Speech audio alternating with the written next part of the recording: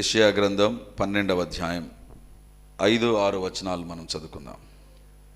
యెహోవాను గూర్చి కీర్తన పాడుడి, ఆయన తన మహత్యమును వెల్లడిపరిచెను. భూమి అందంతటను ఇది తెలియబడును. సియోను నివాసి ఉత్సాహధ్వని బిగ్గరగా చేము, నీ మధ్యనున్న ఇశ్రాయేలు యొక్క పరిశుద్ధ దేవుడు ఘనుడై ఉన్నాడు. సియోను నివాసి ఉత్సాహధ్వని బిగ్గరగా చేయుము, నీ మధ్యనున్న ఇశ్రాయేలు యొక్క పరిశుద్ధ దేవుడు ఘనుడై ఉన్నాడు. దేవుని బిడ్డలారా, ఈ సంవత్సరంలో దేవుడు మనకు మన కుటుంబాలకు ఇచ్చినటువంటి ఈ వాగ్దానాన్ని మనము గత కొన్ని రోజులుగా ధ్యానం చేస్తూ ఉన్నాం. ఇది 8వ సందేశం ఈ వాగ్దానం పైన. దేవుడు ఈ వాగ్దానం మనకు కంఠపాఠం కావాలని, ఈ వాగ్దానములో ఏం చేస్తే దేవుని యొక్క ఘనమైన కార్యాలు, దేవుని యొక్క గొప్ప కార్యాలు మనం చూడగలమో, ఈ యొక్క వాక్య సందేశాలు మనకు ఉపయోగపడతాయని నేను నమ్ముతున్నాను. If you are watching first time on లైవ్లో మొట్టమొదటిసారిగా చూసేవారైతే ఖచ్చితంగా మా యొక్క ఛానల్ని మీరు సబ్స్క్రైబ్ చేయండి. అందులో ఈ సందేశాల యొక్క సిరీస్ మీరు గమనించవచ్చు. తప్పకుండా మీరు ఆ సందేశాలు విని దేవుని దీవెనలు పొందాలని నేను కోరుతూ ఉన్నాను. ఈ సంవత్సరం 2 విషయాలు ప్రభు మన దృష్టికి తీసుకొని వచ్చారు. ఒకటి, ఉత్సాహధ్వని చేసేటువంటి సంవత్సరం. రెండవదిగా, దేవుని యొక్క ఘనమైన కార్యాలు జరిగే సంవత్సరం. దేవుని బిడ్డలారా, ఈ 2 కార్యాలు ప్రభు యొక్క చిత్తమైంది. ఒకటి, మన జీవితాల్లో మన ఉత్సాహధ్వని గట్టిగా దేవుని స్తుతించి ఆరాధించే ఒక అద్భుతమైనటువంటి ఆత్మీయ అనుభవంలోనికి మనం వెళ్ళడం. ఎందుకు వెళతామంటే దేవుడు ఘనమైన కార్యాలు చేస్తాడు, దేవుడు ఘనమైన కార్యాలు చేస్తాడు. But there is a condition. ఎవరి జీవితంలో? ఈరోజు సందేశం విన్న వాళ్ళందరి జీవితంలోనా, లేకపోతే ఈ వాక్యాన్ని చదివే వారి జీవితంలోనా? కానే కాదు. దేవుడు అక్కడే ఒక కండిషన్ పెట్టాడు. సియోను నివాసి, ఎవరైతే సియోను నివాసిగా ఉంటారో వారి జీవితాల్లోనే ఈ యొక్క గొప్ప కార్యాలు, ఘనమైన కార్యాలు, they will celebrate the greatness of the lord. దేవుని యొక్క ఘనమైన కార్యాలను బట్టి వాళ్ళు సంతోషిస్తారు, ఉత్సహిస్తారు. దేవుని బిడ్డలారా, ఈరోజు దేవుడు మనతో మాట్లాడేటువంటిది ఏంటంటే, ఈ సియోను నివాసి ఎవరు, ఏం చేస్తారు, ఈ సియోను నివాసికి ఉన్నటువంటి శ్రేష్టమైన లక్షణం ఏంటో మనము ధ్యానించబోతున్నాం. దేవుని బిడ్డలారా, మరి సియోను నివాసి ఎవరు? ఆ సియోను నివాసికి ఉన్నటువంటి ఆ లక్షణాలు ఏంటి, లేదా సియోను నివాసిగా ఉండేటువంటి వ్యక్తి చేసే కార్యాలు ఏంటివో, లేకపోతే ఆ సియోను నివాసిగా ఉండేటువంటి వ్యక్తి జీవితంలో దేవుడు ఎలాంటి మార్పులు చేర్పులు తీసుకురావాలని ఆశపడుతున్నాడో మనము దైవ వాక్యంలో మనం చూడబోతున్నాం. 149వ కీర్తన 2వ వచనాన్ని చదువుకున్నాం. అక్కడ సియోను నివాసి ఎవరు, ఆ వ్యక్తికి ఉన్నటువంటి లక్షణం ఏంటిదో మనం అక్కడ చూడగలం. 149వ కీర్తన 2వ వచనం.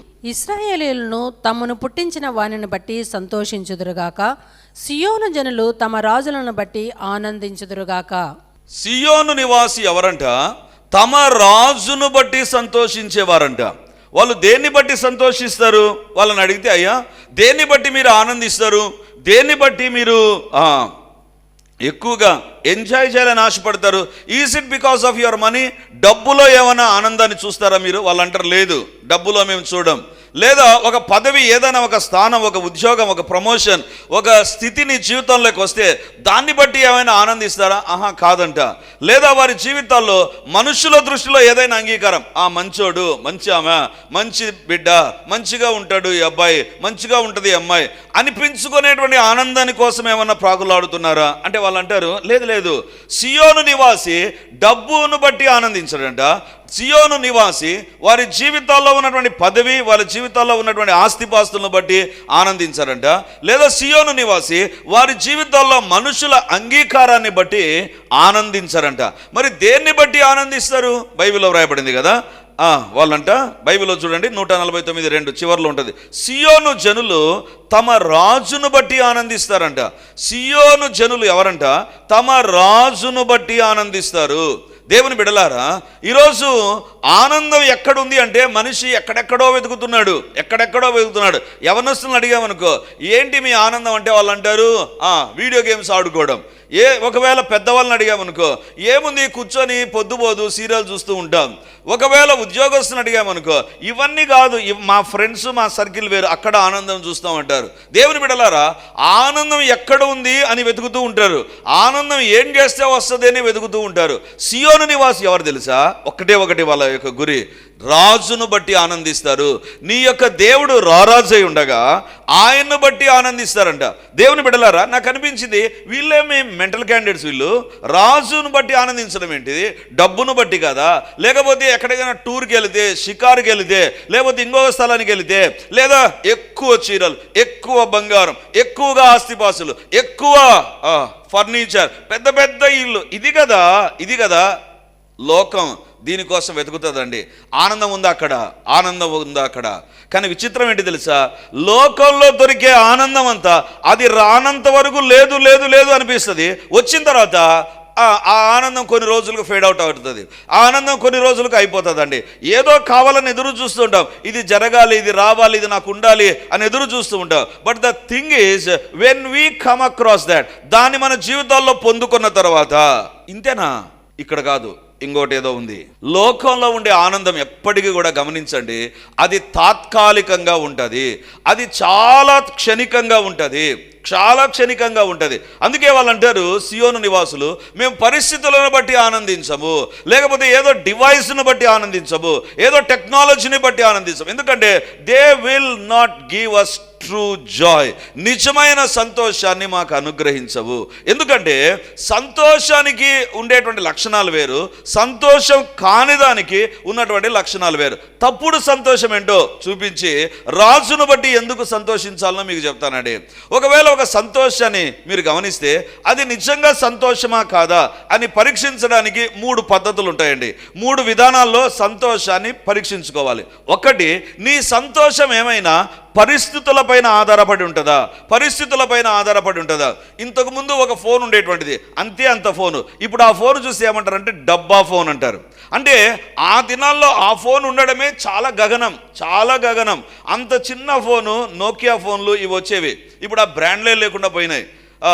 అలాంటి ఫోన్ ఉంటే అబ్బో సెల్ ఫోన్ మెయింటైన్ చేస్తున్నాడు. ఇప్పుడు ఆ ఫోన్ ఎవరి దగ్గర ఉన్నారంటే ఏమంటాం తెలుసా? అది డబ్బా ఫోన్ అంటాం. అది డబ్బా ఏం కాదు, సెల్ ఫోనే, ఇప్పటికీ బాగా పనిచేస్తుంది. దేవుని బిడ్డలారా, పరిస్థితులపైన ఆధారపడి ఉంటుంది ఆనందం, అది నిజమైన ఆనందం కాదు. ఇప్పుడేమంటాం తెలుసా? ప్రోగ్ ఉండాలి, లేకపోతే యాపిల్ ఉండాలి, ఇంకోటి ఉండాలి, చీనా పండు ఉండాలి, ఈ ఫోన్లు కావాలని చూస్తాం. కానీ విచిత్రం ఏంటి తెలుసా? అవి కూడా కొంచెం మారిపోయిన తర్వాత మళ్ళీ మన ఆనందం మారిపోతుంది. పరిస్థితులపైన ఆధారపడకుండా ఉండేదే నిజమైన ఆనందం. గుర్తుంచుకోండి, నీవు పరిస్థితులపైన ఆధారపడి ఎంజాయ్ చేయాలంటే రోజు ఒకే రకంగా పరిస్థితి ఉండదు, పరిస్థితి మారిపోతూ ఉంటుంది. ఈ వాక్యాన్ని వినేటువంటి నీవు నీ జీవితంలో పరిస్థితులపైన ఆధారపడే వాటిపైన ఆధారపడ్డావనుకో, సంతోషం ఆనందం కోసం, అది నీ జీవితాల్లో కొద్ది కాలమే. ఎందుకు తెలుసా? పరిస్థితులు ఎప్పుడూ ఒకే రకంగా ఉండవు, మారిపోతూ ఉంటాయి. రెండవదిగా, ఆనందం అనేటువంటిది ఏంటి తెలుసా? ఏదో ఒక దాన్ని బట్టి ఆనందం దోచివేయబడుతుందా? That is not a right one.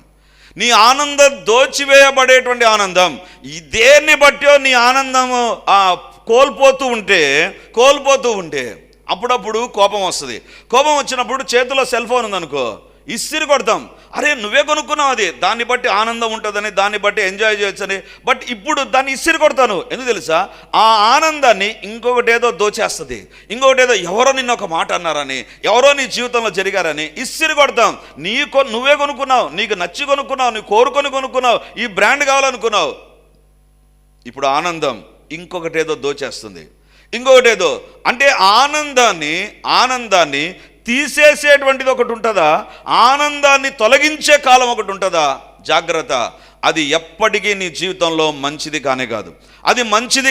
గుర్తుంచుకోండి, నీ జీవితంలో ఎవరిని బట్టో నీ ఆనందం తొలగిపోతూ ఉంటే, కొంతమంది చాలా మూడౌట్ అయిపోయింటారు. ఎందుకు మూడౌట్ అయిపోయింటారు అంటే వాళ్ళు ఏదో మాట అన్నారు. నీ ఆనందం అంతవరకు దేనిపైన ఉందో ఆలోచించు. దేవుని బిడ్డలారా, ఇక్కడ సియోను నివాసులు అంటున్నారు, లేదు మా ఆనందం పరిస్థితులను బట్టి కాదు, ఎవరిని బట్టో మా ఆనందం దొంగిలించబడదు. మూడోది చెప్తాను, అది తాత్కాలికంగా ఉంటే ఆనందం ఆనందం కాదు, సంతోషం సంతోషం కాదు. If it is a temporary దేవుని బిడ్డలారా, అది నీ జీవితాల్లో తాత్కాలికముగా ఉండేటువంటిది అయితే దాని విషయంలో జాగ్రత్తగా ఉండు. దానిపైన ఎక్కువ దృష్టి ఉంచొద్దు. దేవుని బిడ్డలారా, డిసెంబర్ మాసంలో ఎక్కువగా చనిపోతూ ఉంటారు. ఎప్పుడైతే చనిపోతారో అంతవరకు వారిపైన చాలా పెద్ద ఆశలు, కోరికలు ఎప్పుడైతే జరుగుతుందో అంతవరకు ఉన్నటువంటి సంతోషం ఒక్కసారి వెళ్ళిపోతుందండి. ఎందుకు తెలుసా? ఆ సంతోషము, ఆనందం తాత్కాలికం. అది మనిషి ద్వారానైనా, మనిషిని బట్టి ద్వారానైనా, వస్తువుల బట్టి వచ్చేదైనా తాత్కాలికం. ఇప్పుడు మీరు అంటారు, మరి ఎక్కడుంది బ్రదర్? లోకంలో ఆనందం కావాలంటే లోకంలో అది పరిస్థితులపైన ఆధారపడి ఉంటుంది. ఆ సీరియల్ చూసేంత వరకు, ఆ సినిమా చూసేంత వరకు, అక్కడికి పోయేంత వరకు, అది తినేంత వరకు, అది తాగేంత వరకు, అది కట్టుకునేంత వరకు, అది కొనుక్కునేంత వరకు సంతోషం ఉంటుంది. అది వచ్చిన తర్వాత వాట్ ఈస్ నెక్స్ట్? ఇది సంతోషం కాదు, ఇది కోరిక. మనం సంతోషాన్ని, కోరికను కలిపేసి చూస్తూ ఉంటాం. దేవుని బిడలారా, సంతోషం పరిస్థితులపైన ఆధారపడదు. సంతోషం ఎవరో దోచుకుంటే వెళ్ళిపోయేటువంటిది కాదు. లేదా సంతోషం అనేటువంటిది తాత్కాలికంగా ఉండదు. ఈ మూడు దేని దగ్గరైనా పెట్టండి, ఇవి ఫెయిల్ అవుతాయా? ఒకవేళ డబ్బు ఈ మూడింటి దగ్గర ఫెయిల్ అవుతుందా? నీ యొక్క ఫ్రెండ్షిప్ ఈ మూడింటి దగ్గర ఫెయిల్ అవుతుందా? లేకపోతే నీకు ఉండేటువంటిది ఏదైనా ఈ మూడింటి దగ్గర ఫెయిల్ అవుతుందా? Be careful, that is not a true joy or happiness. అందుకే వీళ్ళు అంటున్నారు, ఇప్పుడు ఆ సంతోషం వీటి పైనుంచి షిఫ్ట్ చేశాం. ఎక్కడికి? రాజును బట్టి సంతోషిస్తారంట. హల్లెలూయా. దేవుని బిడలారా, వీళ్ళ జీవితంలో సంతోషం దేనిపైన ఆధారపడుతూ ఉందంటే, దేనిపైన పనిచేస్తూ ఉందంటే, దేనిని బట్టి ఉంది అంటే, దేనిని బట్టి ముందుకు సాగుతుందంటే, వీళ్ళంటారు తాత్కాలికమైన వాటిపైన కాదు, లేకపోతే దోచుకునేవాడే వాటిపైన కాదు, లేకపోతే మా జీవితాల్లో పరిస్థితులపైన ఆధారపడేటువంటి సంతోషం కాదు. మా సంతోషం, మా ఆనందం రాజును బట్టి ఉంటుంది. సియోను నివాసి అంట. ఇప్పుడు చదువుదామా 149వ కీర్తన 2వ వచనం. ఇశ్రాయేలీయులు తమ్మును పుట్టించిన వానిని బట్టి సంతోషించుదురుగాక, సియోను జనులు తమ రాజును బట్టి ఆనందించుదురుగాక. ఇందాక ఏమని చెప్పాను? సంతోషానికి 3 పరీక్షలు ఉంటాయి. 3 పరీక్షలు. అది సంతోషమా, అది నిజమైనటువంటిదేనా కాదా అనేటువంటి దానికి. ఒకటి, అది పరిస్థితులపైన ఆధారపడకూడదు. 2, అది ఎవరిని బట్టైనా దోచుకొని పడకూడదు. మూడవదిగా అది ఎప్పటికీ కూడా తాత్కాలికంగా ఉండకూడదు. ఇప్పుడు వీళ్ళు అంటున్నారు, వీటిపైన మాకు ఆనందం, సంతోషం లేదు. ఇప్పుడు మా సంతోషాన్ని మేము వేరొక చోట వెతుకుతున్నాం. ఎక్కడా సంతోషం అంటే, సియోను నివాసి రాజును బట్టి సంతోషిస్తారు. సియోను నివాసి ఎవరు తెలుసా? రాజును బట్టి సంతోషిస్తారు. ఇప్పుడు ఈ మూడింటిని పరీక్ష పెడదాం, ఈ రాజుకు పరీక్ష పెడదాం. ఒకవేళ యేసు ప్రభుని గురించే, రాజులకు రాజు, ప్రభులకు ప్రభు, యేసు ప్రభు. ఇక్కడ బైబిల్లో వ్రాయబడింది, సియోను నివాసి రారాజైనటువంటి యేసయ్యను బట్టి సంతోషిస్తారంట. ఇప్పుడు వాళ్ళని అడుగుదాం, అయ్యా యేసయ్యను బట్టి సంతోషిస్తారే, యేసయ్య పరిస్థితులపైన ఏమైనా పని చేస్తాడా? పరిస్థితులకు అతీతంగా ఉంటాడా? చుట్టూ సముద్రం అల్లకల్లోలంగా ఉండగా యేసుప్రభు నిద్రపోతున్నాడండి. అంటే ఆ సంతోషము, ఆనందము పరిస్థితుల పైన ఉంది. అందరూ బిక్కుమని భయపడుతూ రూములో ఉండగా యేసుప్రభు వాళ్ళ దగ్గరకు వచ్చాడు, మీకు సమాధానం కలుగునుగాక. చుట్టూ భయ వాతావరణం ఉంది శిష్యుల దగ్గర, మమ్మల్ని చంపేస్తారేమో యేసుప్రభు తర్వాత అనేటువంటిది ఉంది. కానీ ఈ యేసుప్రభు వచ్చిన తర్వాత అంటాడు, మీకు సమాధానం కలుగునుగాక. అంటే యేసుప్రభు ఎవరంటే, ఆయన పరిస్థితులకు అతీతంగా పనిచేసే దేవుడు, పరిస్థితులకు పైన ఉండేటువంటి దేవుడు, లోకంలో ఉండేటువంటి పరిస్థితులన్నిటి పైన ఉంటాడు దేవుడు. గుర్తుంచుకోండి, అప్పుడే ఆయన దేవుడు అవుతాడు. నీలాగా నాలాగా కోరికలు, భావాలు లేకపోతే జీవిత విధానం కలిగి ఉంటే గుర్తుంచుకోండి, hour God is not a God. నీ దేవుడు పరిస్థితుల పైన ఉంటాడు. వీళ్ళు అంటున్నారు, పరిస్థితుల పైన ఆధారపడేటువంటి సంతోషాలు మాకొద్దు. ఆ సంతోషాలు పరిస్థితుల పైన ఉండేటువంటి దేవునిలో ఉన్నటువంటి సంతోషం మాకు కావాలి. దేవుని బిడ్డలారా, ఈరోజు దేవుడు మనతో మాట్లాడుతున్న మాట, నేను పరిస్థితులకు పైన ఉంటాను, వాస్తవ పరిస్థితుల పైన ఉంటాను. ఈరోజు ఆ రాజును బట్టి నువ్వు సంతోషించే వ్యక్తివైతే నీవు సియోను నివాసివి. ఈ దేవుడు తాత్కాలికమైనటువంటి వ్యక్తి కాదు. దేవుని బిడలారా, నీ హృదయంలో ఉన్నటువంటి దేవుడు ఈయన ఏం చేస్తాడో తెలుసా? ఈయనను తొలగిస్తే ఈయనను బట్టి వచ్చే సంతోషం తొలగిపోతుంది. ఈయనను తొలగించేది ఏది లేదు, ఆయనను ఇన్ఫ్లుయెన్స్ చేయగలిగేది ఏది లేదు. ఈరోజు దేవుడు అడుగుతుంటున్నాడు, నీ జీవితంలో తొలగించేటువంటిది కాదు దేవుడిచ్చే సంతోషం. ఎందుకంటే ఎవ్వరు కూడా యేసు ప్రభును టచ్ చేయలేరు. మూడవదిగా, అది దోచుకొనబడేటువంటిది కాదు, దోచుకొనబడేటువంటిది కాదు. అంటే ఎవరిని బట్టో ఈ సంతోషం పోతుందా? యేసు ప్రభు అంటాడు, నా సమాధానం, నా సంతోషం నేను మీకు ఇస్తా. లోకంలో ధైర్యంగా ఉండండి, నా సంతోషాన్ని ఇస్తా. లోక సంతోషాలను బట్టి కాదు నీ జీవితంలో. సియోను నివాసి ఎవరు నీవు అంటే, సియోను నివాసి అంటారు, మేము మా దగ్గర ఉన్న డబ్బు వాటిని బట్టి ఆనందించాం, అవి మా జీవితాల్లో తాత్కాలికంగా ఉంటాయి, కానీ రాజును బట్టి ఆనందిస్తాం. అంటే వాళ్ళు సింపుల్గా ఒక మాట చెప్తున్నారండి. వాళ్ళు చాలా సులువుగా సింపుల్గా ఒక మాట చెప్తున్నారు. ఏంటి ఆ మాట అంటే, మాకు లోకంలో దొరికేటువంటి ఆనందాలపైన మేము ఆధారపడము, యుగ యుగాలు మార్పు లేకుండా జీవించే యేసు అనే ఒక వ్యక్తి పైన మేము ఆధారపడతాం. మనిషికి ఆనందం వస్తువులలో లేదు, మనిషికి ఆనందం కోరికల్లో లేదు, మనిషి యొక్క ఆనందం వ్యక్తి పైన ఆధారపడి ఉంది. ఈ వ్యక్తి ఎవరు తెలుసా? ఆనందానికి కేర్ ఆఫ్ అడ్రస్, సమాధానానికి కేర్ ఆఫ్ అడ్రస్. ఈరోజు దేవుడు మనతో మాట్లాడుతున్నటువంటి మాట ఏంటంటే, ఎవరు తీసుకోలేని ఆనందాన్ని పొందుకుంటున్నావా? ప్రతిరోజు మిస్ అయిపోయే ఆనందాన్ని పొందుకుంటున్నావా? ఏంటి నీ ఆనందం? ఏదో ఒకటి చేస్తే ఒకటి వస్తే ఒకటి నా జీవితంలో పొందుకుంటే ఆనందం అనేటువంటి తలంపులో ఉన్నావా? లేకపోతే దేవుడు నీలో ఉండగా ఆయనిచ్చే ఆనందంలో నువ్వు ఉన్నావా? ఈ రెండిట్లో ఎక్కడ ఒక చోట నువ్వు ఉంటావు. దేవుడు ఇవ్వనటువంటి ఆనందంలో ఉన్నావా?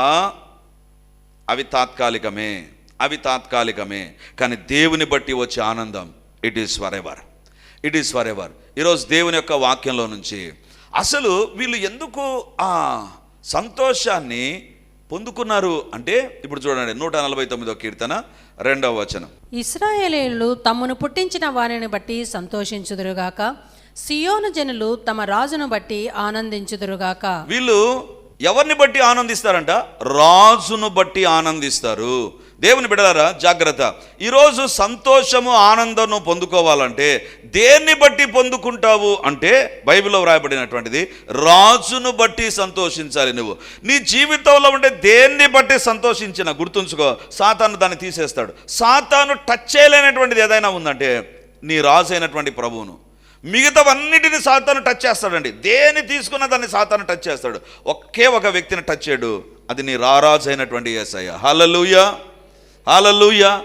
ఇప్పుడు ఈ రాజును అడుగుదాం, నిన్ను ఏది టచ్ చేయదా? ఏది కూడా నేను తాకలేదా? ఏ దాన్ని టచ్ చేసినా దాని నుంచి సంతోషం పోతూ ఉంటే మరి ఈ రాజును టచ్ చేయలేదా? బైబిల్లో మనం చూస్తే ఈ యొక్క రాజు ఎలాంటి రాజు తెలుసా? మామూలు రాజులుగా ఉండేటువంటి వ్యక్తులకు ఈ రాజు అయినటువంటి మన ప్రియ ప్రభుకు చాలా వ్యత్యాసం ఉంది. ఎందుకు వ్యత్యాసం అంటే, రాజులు తాత్కాలికంగా ఉంటారు, రాజులు తాత్కాలికంగా ఉంటారు. ఈ రాజు అలాంటి రాజు కాదండి. ఈ రాజు అలాంటి రాజు కాదు. డబ్బు తాత్కాలికం, ఆరోగ్యం తాత్కాలికం, లేకపోతే ఆనందం తాత్కాలికం, అన్నీ కూడా ఎక్కడెక్కడో దొరికేటువంటి అవన్నీ కూడా తాత్కాలికంగా కనబడుతుంటాయి. కానీ ఈ రాజు ఎవరు తెలుసా? నిత్యుడుగా ఉండేటువంటి రాజు. ఉదాహరణకు బైబిల్ ఒక మాట చూపిస్తాను. యెషయా గ్రంథం 6వ అధ్యాయం 1వ వచనం చూడండి. యెషయా గ్రంథం 6వ అధ్యాయం 1వ వచనం.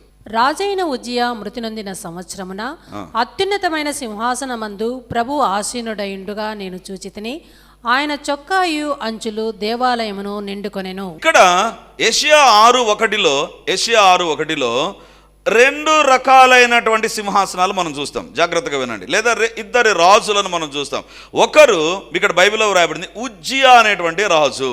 ఉజ్జియా అనేటువంటి రాజు, ఈ రాజు అంట జీవించాడు, పరిపాలించాడు, మంచిగా పరిపాలన అందించాడు. ఒక రోజు వచ్చింది, ఆయన చనిపోయాడు. ఇప్పుడు ఆ రాజు యొక్క సింహాసనం ఖాళీగా ఉంది. ఈ రాజు చనిపోయాడనే దిగులులో ప్రవక్త కూడా ఉన్నాడు. ప్రవక్త అనుకున్నాడు, ఈ రాజు మంచి రాజు, పరిపాలన చేస్తున్నాడు, సేవను ప్రోత్సహిస్తున్నాడు అనుకుంటుండగా ఈ రాజు చనిపోయాడు. ఇప్పుడు ఈ ప్రవక్త కూడా కలవరం పడుతుంటున్నాడు, ఈ రాజు పోయాడే, ఇంకే రాజు వస్తాడో, ఎలాంటి రాజు వస్తాడో, ఎలాంటి పనికి మనలాడు వస్తాడో అనేటువంటి తలంపులో బాధతో ఉండగా అప్పుడు దేవుడు అంటున్నాడు, యెషయా రాజును బట్టి కాదు, ఉజ్జియా అనేటువంటి రాజును బట్టి కాదు, అత్యున్నత సింహాసనం పైన ఒక రాజు కూర్చున్నాడు, ఆయనను చూడు. లోకంలో ఉన్నటువంటి రాజు తాత్కాలికమే, రాజును బట్టి కలిగే ఆనందం తాత్కాలికమే, కానీ ప్రభు అయినటువంటి యేసయ్య అత్యున్నత సింహాసనం నిత్యుడుగా ఉంటాడు. ఆయన్ను బట్టి వచ్చేటువంటి ఆనందం పర్మనెంట్. ఎందుకు తెలుసా?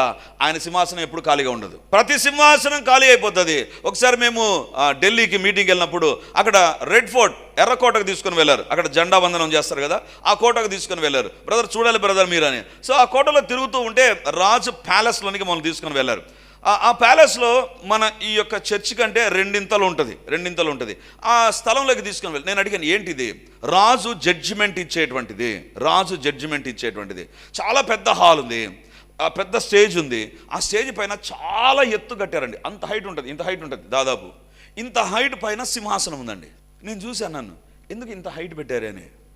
అప్పుడు వాళ్ళు అన్నారు, రాజు కదండి, అందరు ఇక్కడ కూర్చుంటారు, కానీ రాజు సింహాసనం అత్యున్నతం. కానీ విచిత్రం ఏంటి తెలుసా?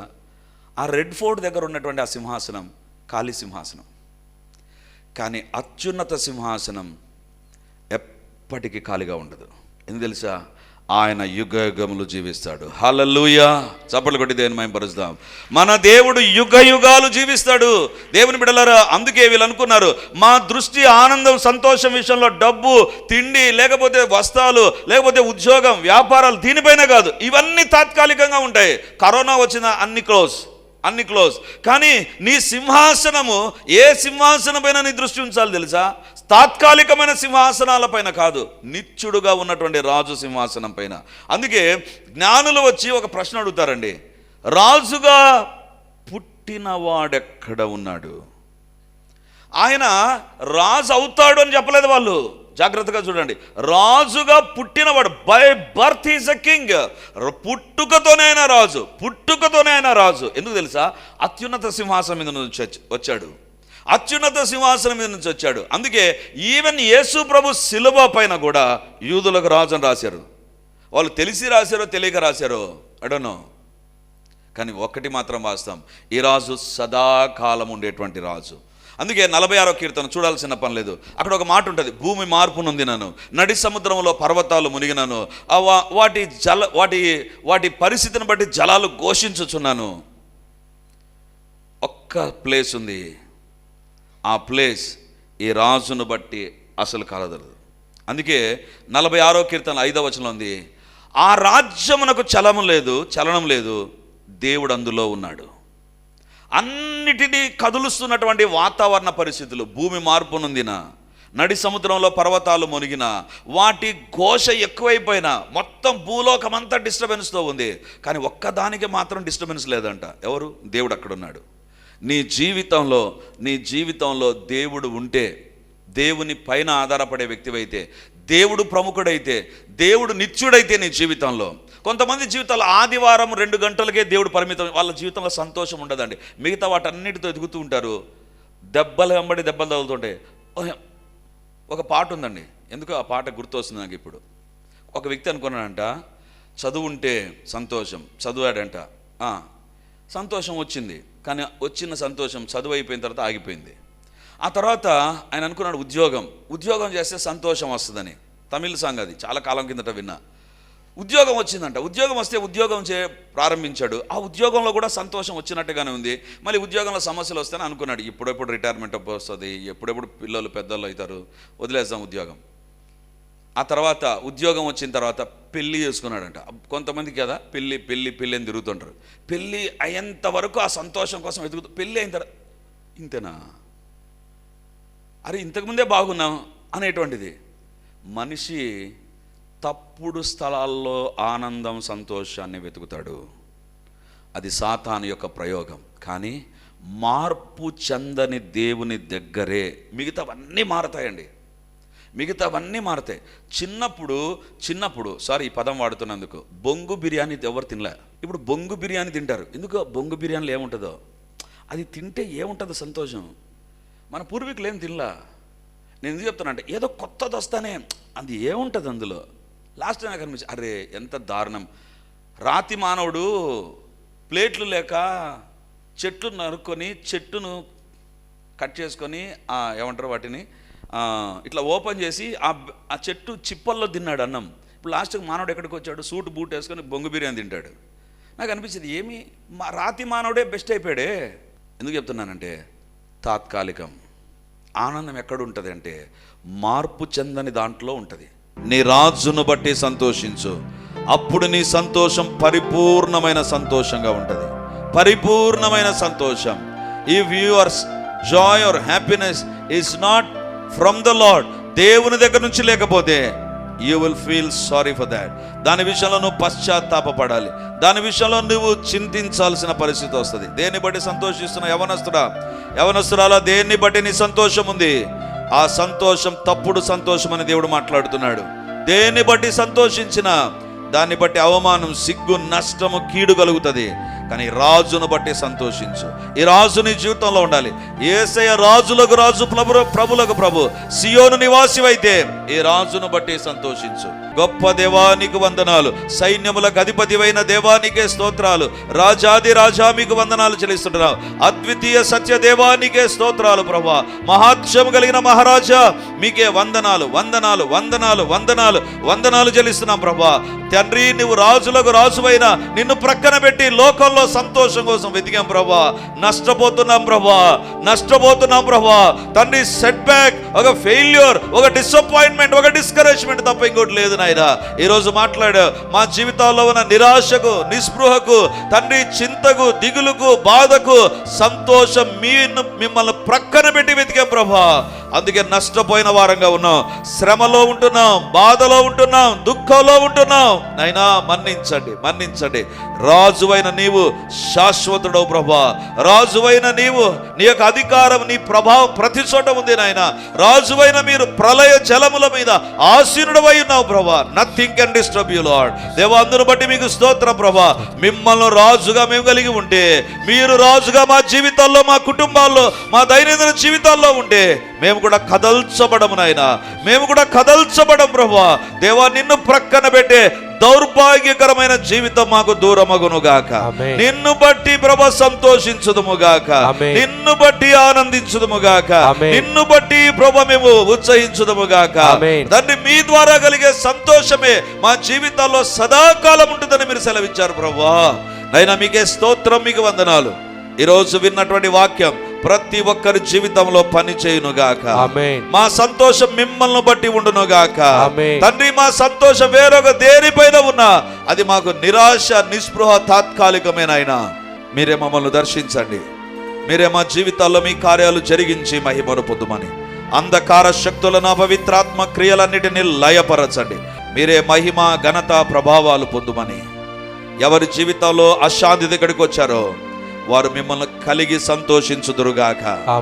యేసయ్యా, మీరు లేకపోతే సంతోషం కాదు, దుఃఖమే.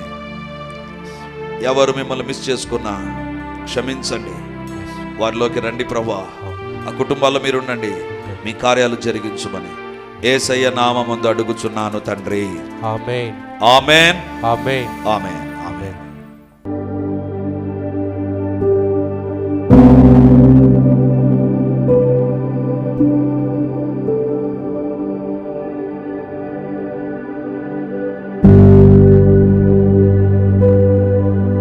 Praise the Lord. యేసుక్రీస్తు పరిశుద్ధ నామందు మీ ఒక్కొక్కరికి మా వందనాలు తెలియజేస్తుంటున్నాను. రిడీమర్ చర్చిలో మొదటి ఆరాధన 8 గంటలకు ప్రారంభమవుతుంది, రెండవ ఆరాధన 10 గంటలకు ప్రారంభమవుతుంది, మూడవ ఆరాధన సాయంత్రం 7 గంటలకు ఉంటుంది. దేవుని బిడ్డలారా, ఎవరైనా ఉదయం ఆయా పనులు కలిగి రెండవ ఆరాధనలకు రాలేకపోతున్నారని భావించి ఈ యొక్క మొదటి ఆరాధన ప్రారంభిస్తున్నాం. సో ఈ యొక్క అవకాశాన్ని సద్వినియోగం చేసుకొని దేవుని యొక్క సన్నిధికి వచ్చి దైవ దీవెనలు మీరు పొందాలని కోరుతున్నాం. మొదటి 2 ఆరాధనలు మాత్రమే ప్రభు బల్ల ఉంటుంది. కాబట్టి సిద్ధపడి దేవుని సన్నిధికి రమ్మని మిమ్మల్ని కోరుతూ ఉన్నాను.